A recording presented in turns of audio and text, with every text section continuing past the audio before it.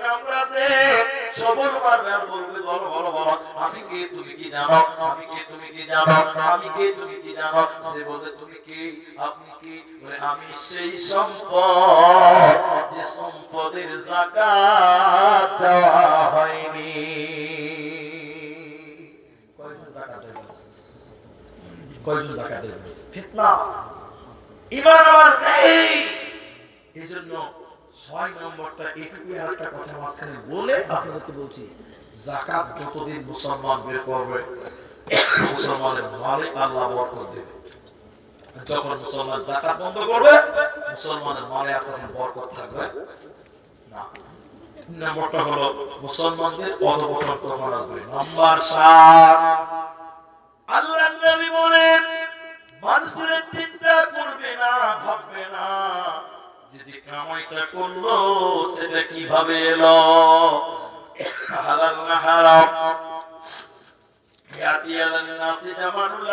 আল্লাহ নবী বলেন এমন একটা জামানা আসবে কেউ তাওয়াক্কা করবে না, কেউ ভাববে না, চিন্তা ভাবনা করবে না আমার টাকাটা হালাল না হারাম, কামাই করলাম খেলাম এটা ঠিক হলো না ভুল হলো, কেউ চিন্তা ভাবনা করবে না।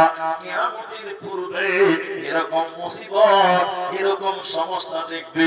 আজকে যারা পয়সাওয়ালা তাদের দিকে তাকান, মাল কিভাবে এলো কেউ পরোয়া করে না।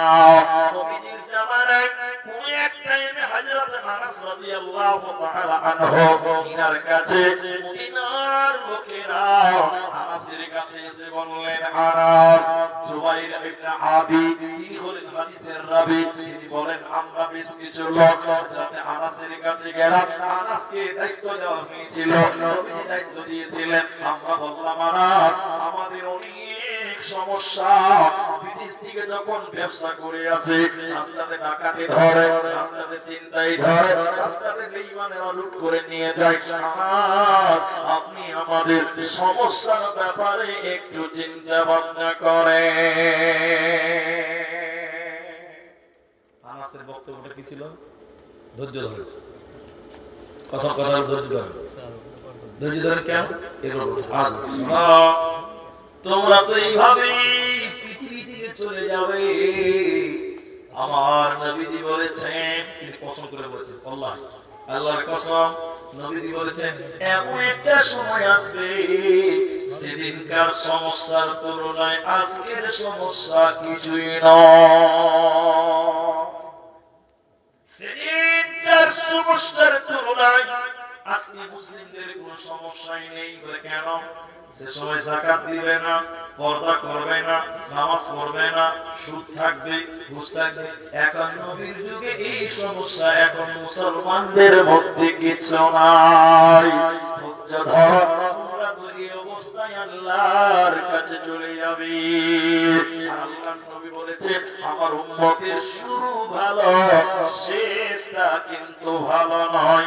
আমার উম্মতের শুরু ভালো, আমার উম্মতের শেষ ভালো নয়।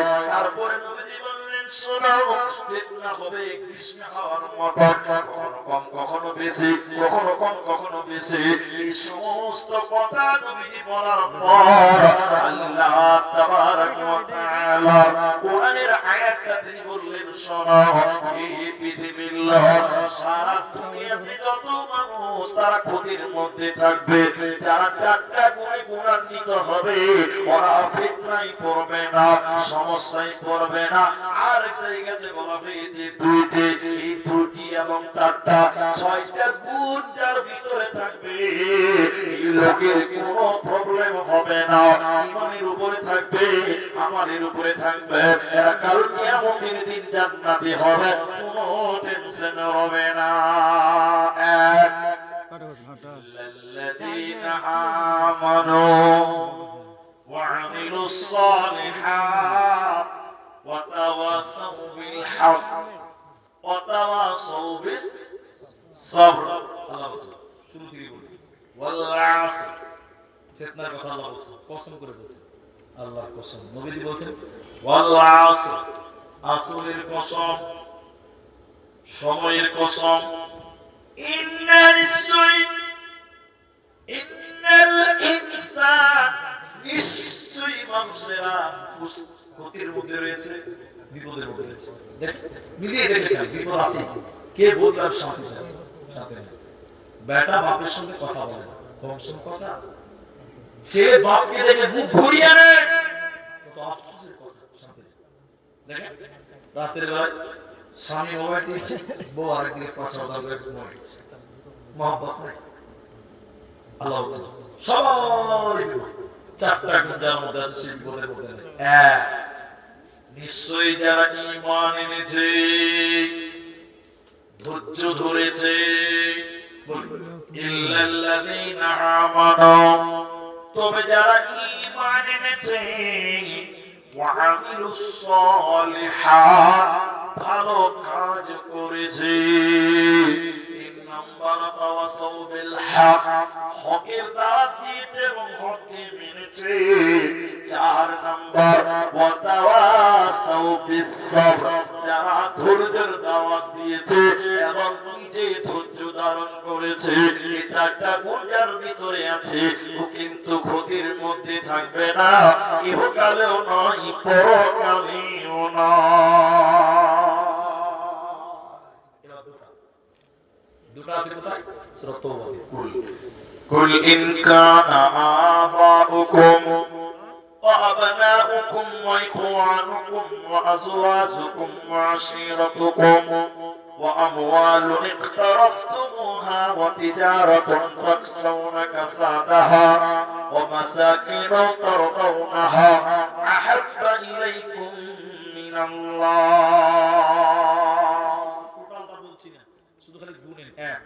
আল্লাহ কয়েকটা কথা বলেছেন, বাপের মহব্বত, ভাইয়ের মহব্বত, বিবির মহব্বত, সন্তানের মহব্বত, ব্যবসার মহব্বত, পাড়ের মহব্বত, গচ্ছিত মালের মহব্বত।